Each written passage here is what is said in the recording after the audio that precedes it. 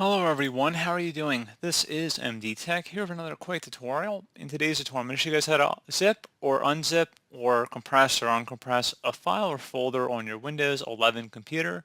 So this should be a pretty straightforward process, guys, and without further ado, let's go ahead and jump right into it. So all you have to do is right click on the file or folder you want to compress. So let's say that's what we want to start with here, so compressing. So right click on the folder, and then you want to select where it says compress to zip file. At this point, you're going to have a zip file created on the desktop here. You can see a little zipper icon, and if you hover over it, it says compressed zip folder. So that's how you know it's compressed here. So let's say you want to go ahead and uncompress it. You could just open it up, and then you can just drag the folder right out of it.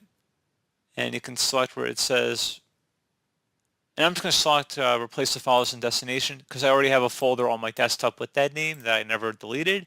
But basically that's how you would just unzip it. You would remove the files from it and just paste it over to a different folder here.